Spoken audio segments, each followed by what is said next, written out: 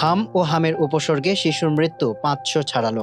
অর্থাৎ চলতি বছরের ১৫ মার্চ থেকে এ পর্যন্ত হাম ও হামের উপসর্গে মারা গেছে অন্তত ৫১২ শিশু।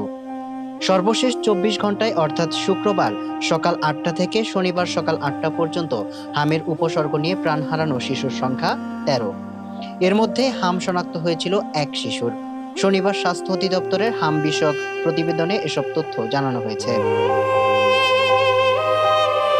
এ সময় সারা দেশে আরও ১,৯৬৭ শিশুর শরীরে হামের উপসর্গ দেখা দেওয়ার তথ্য দিয়েছে স্বাস্থ্য অধিদপ্তর। হাম শনাক্ত হওয়া শিশু মারা গেছে বরিশালে। অন্যদিকে উপসর্গ নিয়ে মারা যাওয়া শিশুদের মধ্যে ঢাকায় ৪, চট্টগ্রামে ২, সিলেটে ৪, বরিশালে ১ ও ময়মনসিংহে ১ শিশু রয়েছে। স্বাস্থ্য অধিদপ্তরের তথ্য বলছে, চলতি বছরের ১৫ মার্চ থেকে হামের উপসর্গ দেখা দিয়েছে ৬২,৫০৭ শিশুর। এ সময় হামের উপসর্গ নিয়ে হাসপাতালে ভর্তি হয়েছে ৪৯,৩৮৯ শিশু। তবে এর মধ্যে সুস্থ হয়ে হাসপাতাল থেকে ৪৫,০১১ শিশু বাড়ি ফিরেছে।